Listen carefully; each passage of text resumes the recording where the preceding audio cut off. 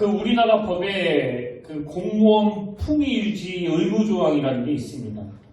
이 조항은 국가기관에 소속된 공무원들은 공무원다운 품위를 지켜야 한다. 이런 차원에서 만든 조항이라고 하는데요. 그래서 이제 위반했을 때는 그 일반인들보다 훨씬 더 강력한 처벌 기준을 갖고 있다고 합니다.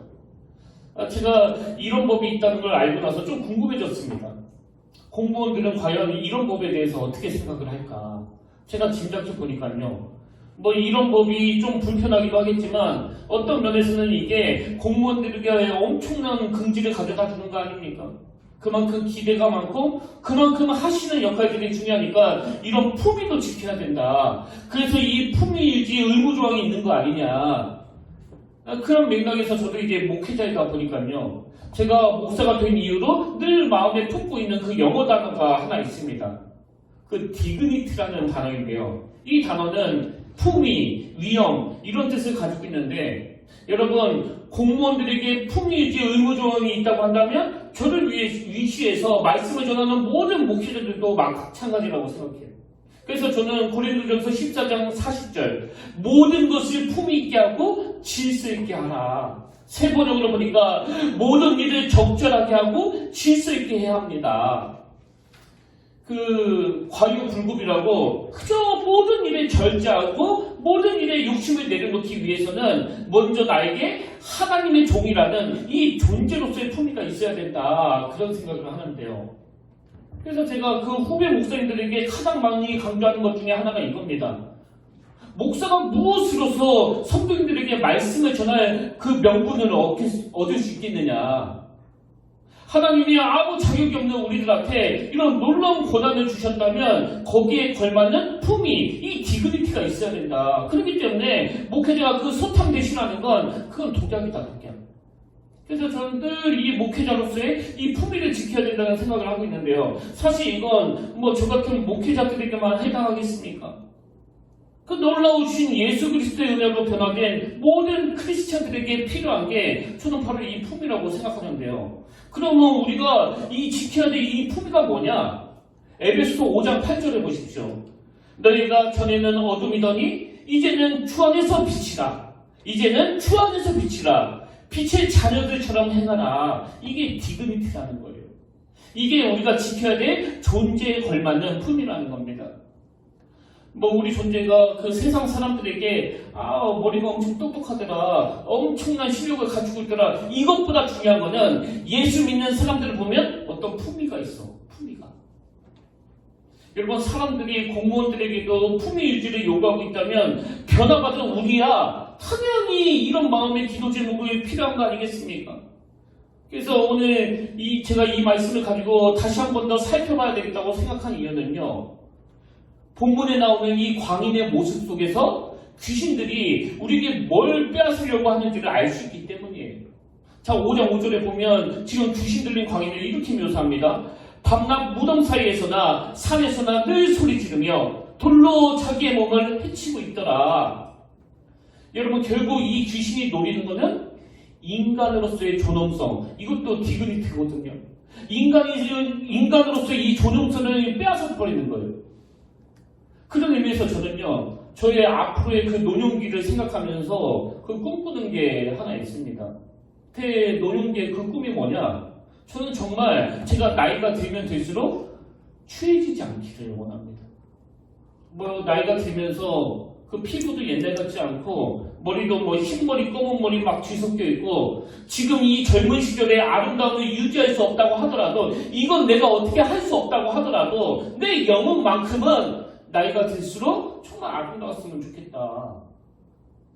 제가 사역하면서 만났던 그 수많은 향내나는 그 어른들처럼 제가 하나님 앞에서 추해지지 않게 해달라고 간절히 기도하고 있습니다. 사실 여러분 저는요 진심으로 제 자녀들 앞에서 뭐 아직 없지만 만약에 생긴다는 제 자녀들 앞에서 추한 아버지가 되고 싶지 않습니다. 그리고 저는 진짜 우리 선배님들 앞에서 추한 목사가 되고 싶지 않습니다. 그래서 하나님께 기도하는 거죠. 아버지 나이가 들수록 추해지는 것이 아니라 정말 품이 있는 목사가 되기를 원합니다. 그래서 제 마음에 항상 이 디그니티라는 단어를 가지고 정말 이 하나님의 종으로서의 품위, 이걸 계속 묵상하거든요. 그런 관점으로 저는 오늘 본문 말씀을 중심으로 여러분들과 함께 세 가지 기도 제목을 나누기를 원하는데요. 이거 우리가 꼭 회복하면 좋겠습니다. 그럼 첫 번째로 우리가 회복해야 될 게 뭐냐? 제가 앞에서 계속 강조한 거예요. 자기 자신에 대해서는 믿는 자로서의 이 품위 지키기. 이게 저와 여러분의 기도 제목이 되기를 바랍니다. 어느 누가 이 품위 있는 인생으로 사는 걸 싫어하겠습니까마는 중요한 것은 그럼 어떻게 해야 이게 가능하냐는 거 아닙니까? 그래서 제가 이런 질문을 가지고 본문을 묵상하다가 발견한 게 본문 8절 말씀입니다. 이는 예수께서 이미 그에게 이르시기를 더러운 귀신아 그 사람에게서 나오라 하셨습니다. 여러분, 이게 그 품위를 지키는 비결이에요. 더러운 귀신아 그 사람에게서 나오라. 이건 영향력의 문제 아닙니까?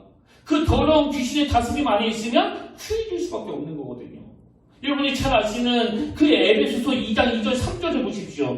그때 너희는 그 가운데서 행하여 이 세상 풍조 따르고 이 세상 풍조를 따르고 공중의 권세 잡은 자를 따랐으니 곧 지금 불순종의 아들들 가운데서 역사하는 영이다. 전에는 우리도 다 그 가운데서 우리 육체의 욕심을 따라 지내며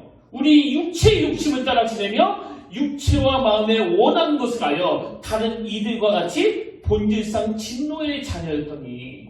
여러분, 여기 나오는 진노의 자녀라는 이 표현이 뭘 강조하는 거예요? 그 악한 영을 닮았다는 거 아닙니까? 그 아주 못된 짓을 저지르는 그런 아들을 보면서 그 아버지를 빗대어 말할 때 이런 말들을 종종 하잖아요. 그 지 애비 닮았겠지, 지 애비. 마찬가지로 여기 나오는 진노의 자식이라는 이 표현 속에는요, 그 악한 영을 닮았다는. 그래서 그 앞에 보면 우리 육체의 욕심을 따라 지내며 육체와 마음에 원하는 것을 하여, 이게 전부가 다 제가 그 지난주에 말씀드리지 않았습니까? 귀신들이 너무 기뻐하고 좋아하고 즐거워하는 그런 악하고 음란한 영역에 빠져 있으면 우리가 본질상 진노의 자료가 될 수밖에 없는 게, 그 악한 영들은 육체 욕심을 따라 지내며 육체와 마음에 원하는 것을 하고.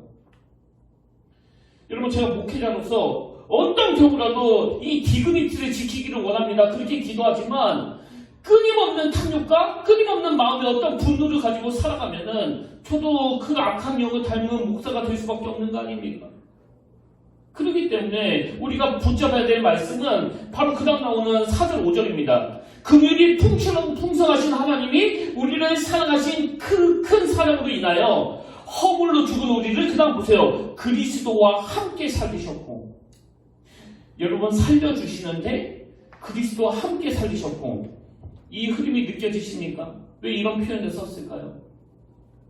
이제 내 영역은, 이제 내 통치권은 그리스도 안에 있다는 걸 강조하는 거 아니겠습니까? 이제 여러분, 우리는 그 귀신 들린 광인처럼 악한 영의 영향력 안에 있지 않습니다. 다스림의 문제예요. 영향력의 문제입니다. 믿는 자로서 품위를 지키기 위해서는 내 삶을 지배하는 이 영향력의 문제라는 거예요. 그래서 지난주에 말씀드린 것처럼 원수 먹이가 우리로 하여금 하나님과 고립되어 울분하게 만들고 분노하게 만들고 더럽힌 상태에 놓여 자기 인생을 스스로 파괴시키려고 할 때 우리는 끊임없이 선포하면서 싸워야 돼요. 나는 더 이상 너희들의 그 악한 영향력 안에 있지 않다. 악한 사단은 떠나갈지어다. 이게 품위를 지키는 방법입니다. 그런 의미에서 여러분, 예수 믿고 난 이후에 단 한 번도 이 품위를 놓친 적 없는 그 사도 바울을 한번 보십시오. 에베소서 4장 1절. 그러므로 주 안에서 갇힌 내가 너희를 권하노니. 여러분, 지금 이 사도 바울은요, 몸은 갇힌 신분이에요. 범죄자들이 있는 그 감옥에 가 있습니다. 그러나 여전히 품위를 가지고 그들을 지도하고 있는 거 아닙니까? 내가 너희를 권하노니. 그런데 이런 품위가, 이런 권위가 어디서 나오느냐? 주 안에서 갇혔대요. 주 안에서. 여러분, 이 표현은 주님을 위해서 갇혔다는 뜻으로도 설명이 되기도 하지만 감옥에서도 주님의 영향력 아래 있다는 말씀으로 해석할 수 있는 말씀 아닙니까? 그리고 이건 다윗도 마찬가지예요. 사무엘상 17장 45절 다윗이 블레셋 사람에게 이르되 너는 칼과 창과 탄창으로 내게 나아오거니와 너는 칼과 창과 탄창으로 내게 나아오거니와 나는 만군의 여호와의 이름 곧 내가 모욕하는 이스라엘 군대에 하나님의 이름으로 내게 나아가노라. 여러분 사도 바울이 그 겉으로 보기에 참 초라한 그 감옥에 갇혀 그래서 품위가 하나도 없어 보이는 것처럼 그 어린 소년 다윗도 마찬가지 아닙니까? 골리앗이 그 큰 칼을 차고 막 모든 군장을 메고 큰 덩치를 자랑하고 있는 그런 군사로서의 디그니티, 이 디그니티가 소년 다윗에게는 없습니다. 그러나 그 어린 소년이 다윗이 가지고 있는 이 디그니티가 뭐예요? 네가 갖고 있는 칼과 창과 탄창은 내게 없지만 나에게는 만군의 여호와의 이름이 있다. 다윗에게는 이 만군의 여호와의 이름이 있기 때문에 이 디그니티를 유지할 수 있는 거예요. 비굴하지 않는 겁니다. 그건 베드로도 마찬가지 아닙니까? 사도행전 3장 6절 베드로가 이르되 은과 금은 내게 없거니와 지금 뭐가 없고 뭐가 있는지를 보십시오. 내게 있는 이것을 내게 주노니 나사렛 예수의 이름으로 이루라 걸어라 하고 그 구걸하는 그 사람에게 은과 금을 베풀 수 있는 디그니티가 베드로 사도에게는 없습니다. 그러나 그가 가지고 있는 건 예수 그리스도의 이름, 이게 베드로로 하여금 디그니티를 만들어줬다는 거예요. 그래서 제가 목사로서 정말 두려운 게 있는데요. 혹시 제가 그 헛멋에 빠질까봐 저는 그게 두렵습니다. 제가 만났던 선배 목사님들 중에는 그 시골에서 참 어려운 환경 가운데 목회하시면서도 모든 후배 목사님들에게 존경을 받는 또 본받고 싶어하는 그런 품위를 보여주시는 목사님이 있는가 하면 어떤 선배 목사님들은 그 골리앗처럼 그냥 외관을 잘 갖춘 것, 그 대형교회 담임 목사라고 막 거들거리면서 어디 한번 이동을 해도 그 까만 양복 입은 부교육자들 한 3-4명씩 거닐고 다니고 그 고급 외제차를 끌고 다니는 걸 과시하는 선배 목사님이 계시는데 여러분 이게 다 헛멋 아닙니까? 헛멋. 여러분 우리 부모가 그 자녀들에게 그 헛멋으로 이 디그니티를 만들어줄 수 없습니다.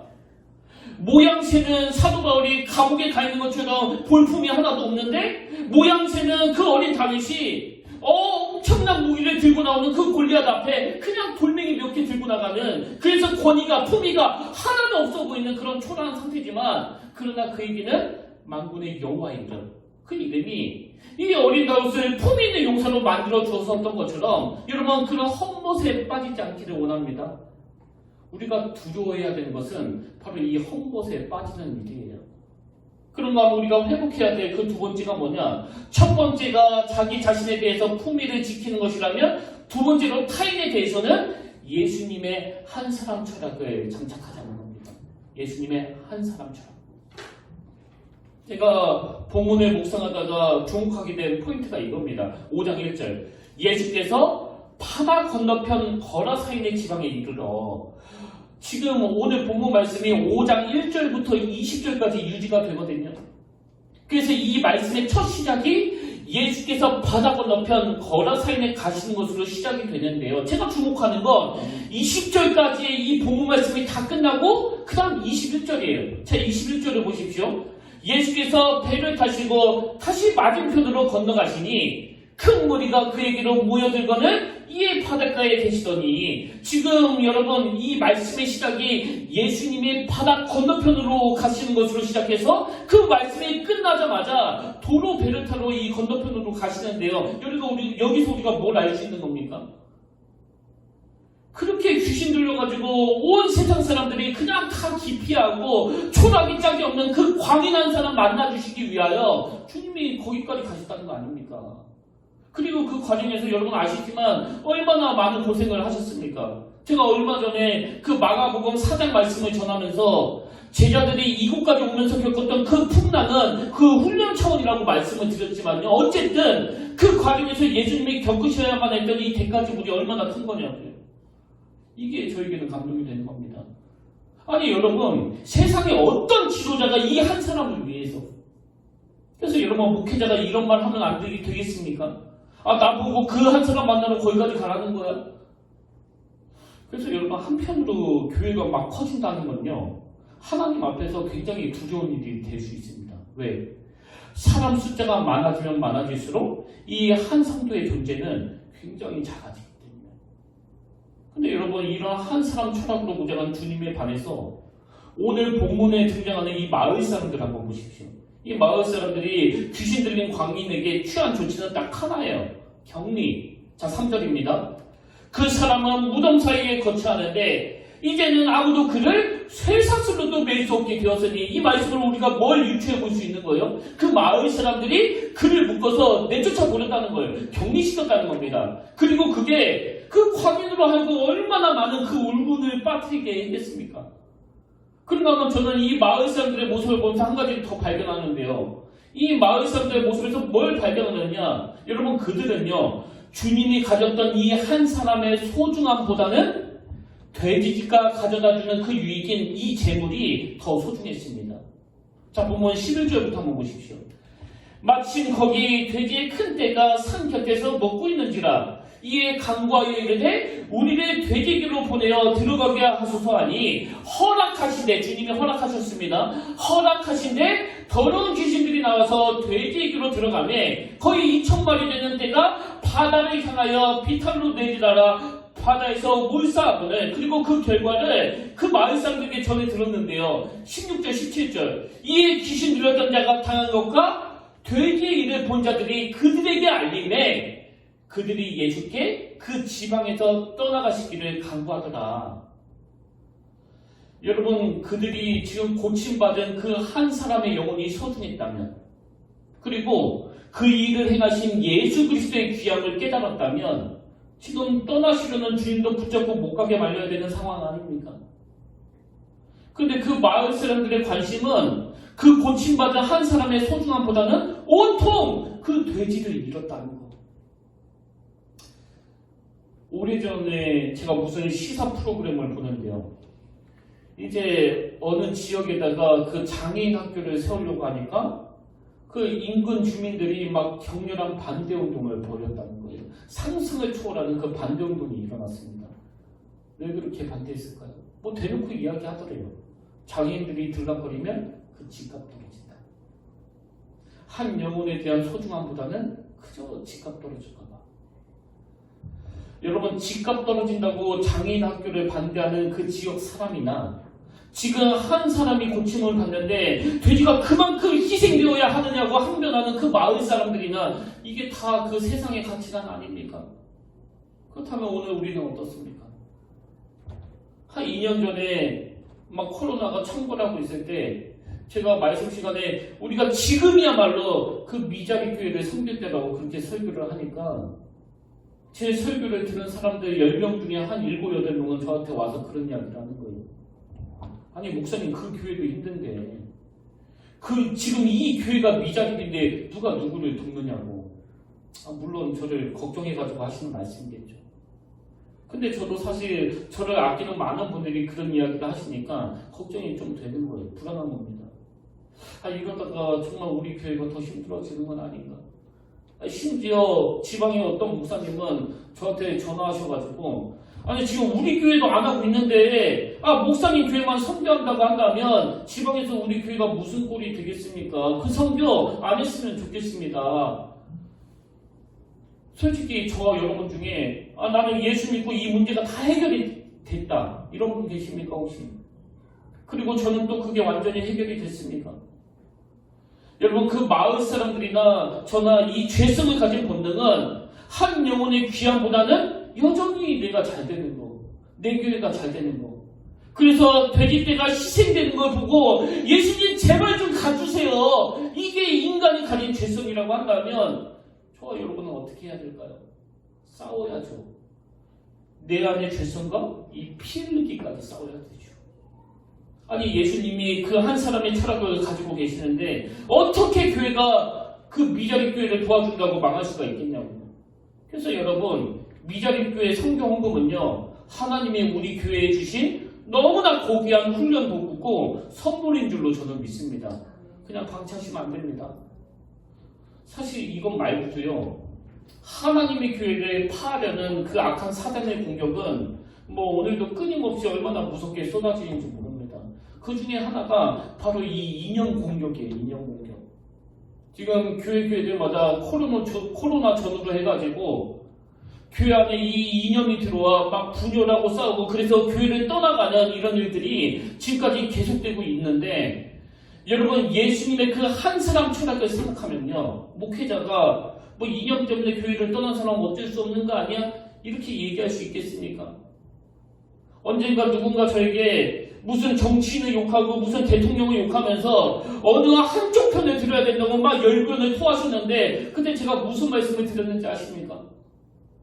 아니, 우리 교회는 고향이 전라도인 분도 계시고 그렇지 않은 분도 계시는데, 제가 만약에 어느 한쪽 편만 든다면, 그래서 교회에 어떤 한쪽 지방 사람들만 모이게 된다면 그게 정말 옳은 겁니까? 하나님이 무슨 지역을 보고서 그 자녀로 삼아주시는 분입니까? 그래서 저는요, 무슨 이념을 가지고 사람을 구분해 본 적이 단 한 번도 없습니다. 이건 진짜예요. 담임 목사인 제 눈에는 딱 둘 중에 하나예요. 이분이 초신자라면 복음을 잘 전해서 예수를 믿게 해야 되겠다. 이분이 예수 잘 믿는 중직자라면 정말 복음 안에서 이 세상의 빛과 소금의 역할을 감당하는 그런 크리스찬이 됐으면 좋겠다. 그러다 보니까 저는 지금까지 뭐 나는 누구를 지지한다, 나는 어떤 성향을 가지고 있다, 이런 걸 밝힌 적이 없거든요. 강대상에서. 물론 우리 교회 안에서 막 이념 때문에 싸우고 갈라지고 이런 일이 일어나지는 않지만, 제가 이걸 왜 심각하게 생각하느냐, 그건 우리 주님의 한 사람 철학 때문에 그렇습니다. 여러분, 귀신 들린 영혼을 고쳐주시려고 그 엄청난 대가 지불하신 분이 바로 우리 주님이라고 한다면, 교회 안에서 이 이념 때문에 갈라지고 싸우는 거, 그래서 떠나가게 만드는 거, 그건 주님의 정신이 아니에요. 그래서 저는 예전에도 말씀드렸지만, 어떤 경우에도 교회 안에서 또 속회 안에서 이 정치 얘기하지 말라는 거예요. 그거 나는 곳은 뭐 여기 말고도 많이 있으니까. 교회에서는 오직 주님만이 주인공이 되시고 사람을 구분하지 아니하시고 구원해 주시는 그 한 사람 철학을 가지신 이 주님을 자랑하는 게 바로 교회이기 때문에 정치 얘기는 꺼내지 말라는 겁니다. 여러분, 이렇게 교회를 분열시키는 게 사단의 무서운 공격이라면 오늘 우리는 뭘 두려워야 되는 겁니까? 지금 우리 청년들이 이런 교회 현실을 보고 너무너무 힘들어해가지고 교회를 떠나고 있다고 하잖아요. 여러분, 마태복음 18장 12절 13절, 너희 생각에는 어떠하냐? 만약 어떤 사람이 양 100마리가 있는데 그 중에 하나가 길을 잃었으면 그 99마리를 산에 두고 가서 길 잃은 양을 찾지 않겠느냐? 진실로 너희에게 이르노니 만일 찾으면 길을 잃지 아니한 99마리보다 이것을 더 기뻐하리라. 이게 바로 우리 주님의 한 사람 철학인데, 지금 청년들이 교회에 염증을 느끼고 떠나고 있다는 걸, 교회 안에서 말도 되지 않는 이런 문제로 싸우고 있다는 걸 우리가 두려워해야 된다는 거예요. 다시 말씀드립니다. 교회는요, 영혼을 살리는 곳이에요. 영혼을. 뭐 여러분 생각에 뭔가 저분이 좀 잘못된 길로 가고 있는 분이 계시다, 그렇다면 기도해 주시고 주님 이름으로 권면하시면서 어떤 경우라도 우리가 주님 안에서 하나가 될 수 있다는 거, 이게 바로 우리가 회복해야 될 주님의 한 사람 철학이고요. 마지막 세 번째로 우리가 회복해야 될 게 하나 더 있습니다. 그건 가정으로의 파송. 가정으로의 파송. 제가 이게 무슨 말씀이냐, 제가 본문과 같은 내용을 다루고 있는 누가복음을 보다 보니까 이 마가복음에는 없는 한 가지 포인트를 제가 찾아냈는데요. 자, 누가복음 8장 27절을 보십시오. 예수께서 육지에 내리심에 그 도시 사람으로서 귀신 들린 자 하나가 예수를 만나니 그 사람은 오래 옷을 입지 아니하며, 그 다음 보세요, 집에 거하지도 아니하고. 지금 광인의 고침받기 이전의 상태를 이렇게 묘사했는데요. 여러분, 그 광인이 고침받은 이후에 예수님이 어떤 명령을 내리셨습니까? 오늘 본문 18절, 예수께서 배에 오르실 때 귀신 들렸던 사람이 함께 있기를 간구하였으나 허락하지 아니하시고 그에게 이르시되 집으로 돌아가. 집으로 돌아가. 집에 거하지 아니하는 그 광인을 고쳐주시고는 집으로 돌아가. 그리고 20절에도 보십시오. 그가 가서 예수께서 자기에게 어떻게 큰 일을 행하셨는지를 대가볼리에 뭐 했습니까? 전파하니 모든 사람이 놀랍게 여기더라. 여기서 우리가 굉장히 중요한 그 두 가지 포인트를 찾아내야 되는데요. 그 첫 번째 포인트가 뭐냐? 여러분, 하나님의 은혜를 고침 받았습니까? 은혜 받았습니까? 그럼 주님의 파송을 받아야 된다는 거예요. 고침 받았습니까? 은혜 받았습니까? 그래서 내가 뭐 잘 먹고 잘 살았더라, 이건 복음이 아니에요. 은혜 받았습니까? 그렇다면 주님의 파송을 받아야 돼요. 이제 시간이 흘러 마가복음 7장으로 건너가면은요, 예수님이 다시 그 데가볼리 지역을 방문하시는 내용이 나오는데, 자, 마가복음 7장 31절 32절입니다. 예수께서 다시 두루 지방에서 나와 시돈을 지나고 데가볼리 지방을 통과하여 갈릴리 호수에 이르심에 사람들이 기먹고 말 터드는 자를 데리고 예수께 나와, 그 다음 보세요, 안수하여 주시기를 간구하거늘. 여러분, 아까 그 마을 사람들이 이 돼지들이 막 수당되는 것을 보고 주님 제발 좀 떠나가 주세요 그랬었는데, 그들의 태도가 왜 이렇게 달라졌을까요?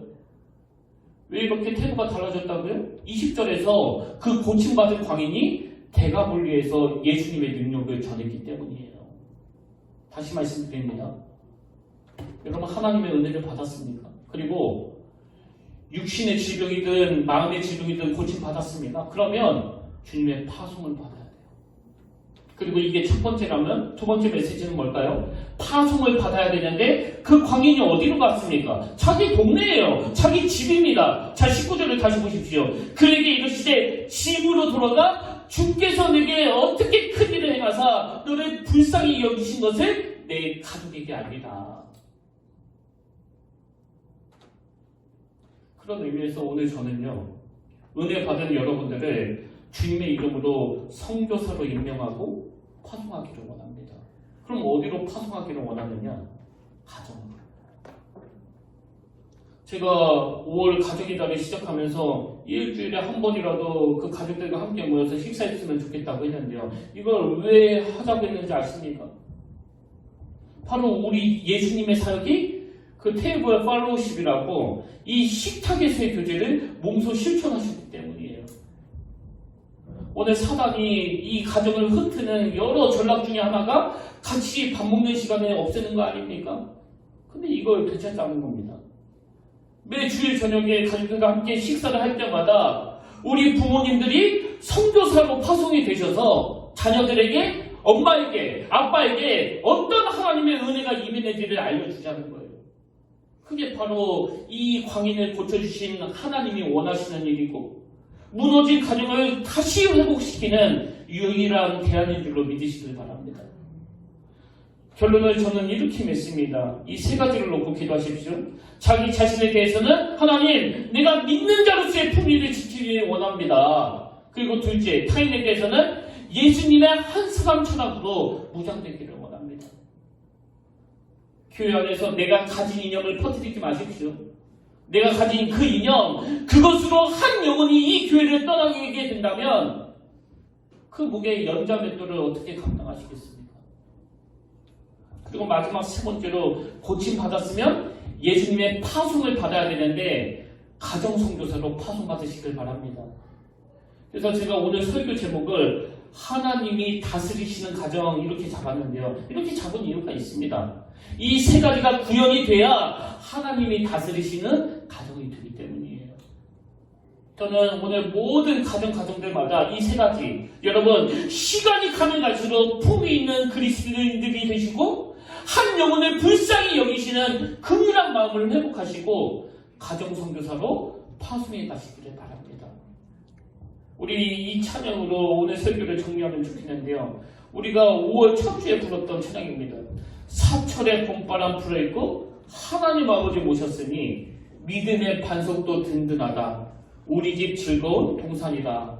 우리 가사를 생각하시면서 이 찬양 함께 부르길 원하는데, 여러분 2절 가사를 보니까요, 어버이 우리를 보이시고 사랑하신다는 거죠.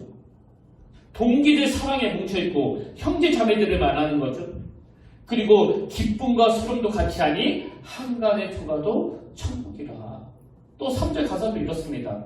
아침과 저녁에 수고하여 다 같이 일하는 온 식구가 한 상에 둘러서 먹고 마셔 그 다음에 여기가 우리의 낙원이다.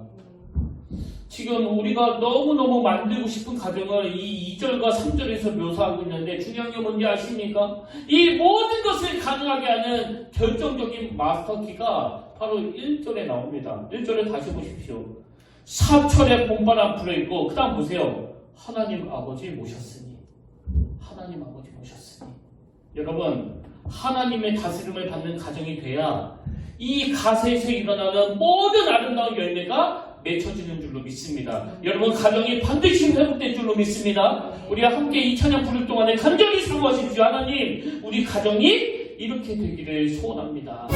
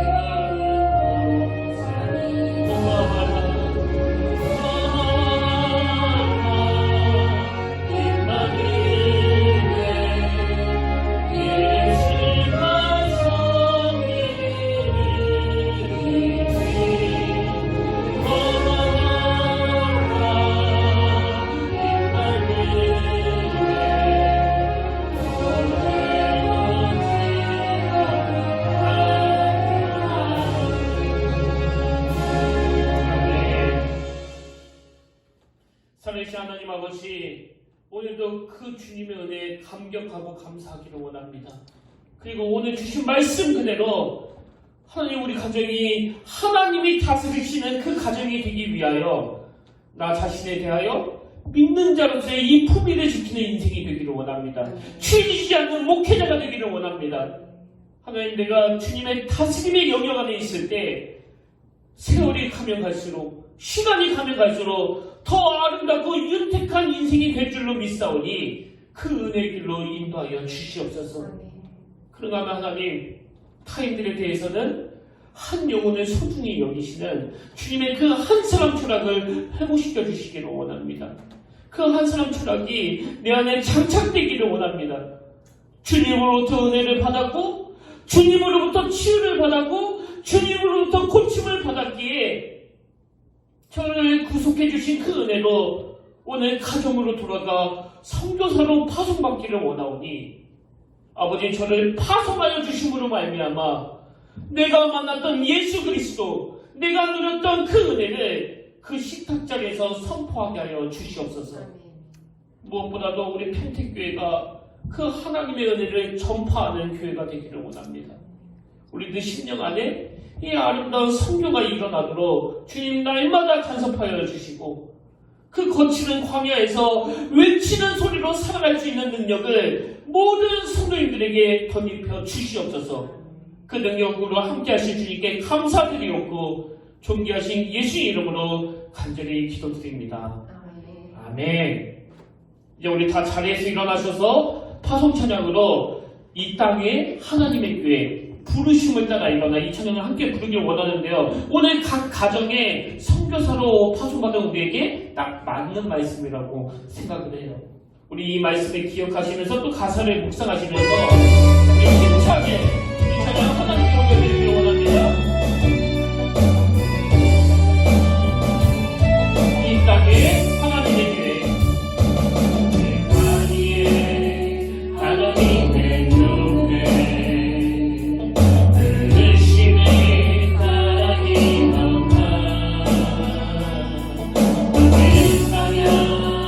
외치는 주님, 거룩하게 위하여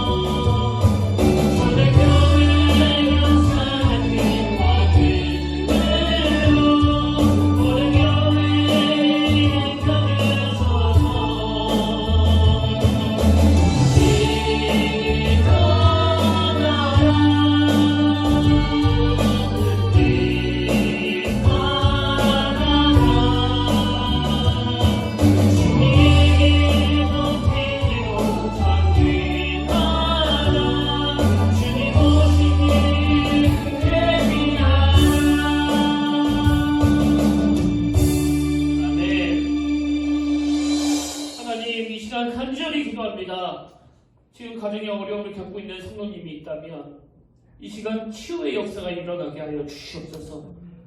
귀신들의 그 무서운 공격들이 그 가정 안에서 얼마나 많이 일어나는지, 부부간에 또 부모와 자식 간에 오해를 끊임없이 재생산하고 불신을 조장하는 그런 가슴 아픈 일들을 하나님 막아주시길 원합니다. 가장 많이 아껴줘야 되고, 가장 많이 위로해줘야 되고, 가장 많이 사랑해줘야 될 그 가정에서 너무나 많은 상처들이 양상되고 있는 게 현실이에요.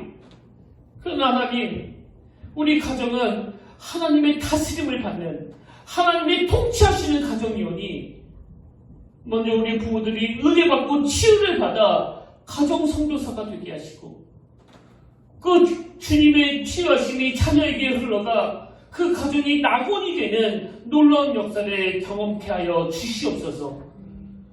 오늘 저녁도 정말 한상에 둘러앉아 이 아름다운 은혜가 회복되는, 그리고 이 아름다운 은혜의 소식들이 차고 넘칠 수 있도록 하나님 친히 인도하여 주시고, 오늘 주신 말씀이 능력이 되어서 이번 한 주 커튼이 살아나게 하여 주시옵소서. 이제는 우리 주 예수 그리스도의 은혜와 하나님 아버지의 다함없는 사랑과 성령님의 감동, 감화, 위로, 교통, 충만하심의 역사가 오늘 주신 말씀 마음에 담고 힘어도 달려가기로 다짐하며 예배하는 모든 주의 자녀들 머리 위에 지금부터 영원토록 함께 하시기를 간절히 축원하옵나이다.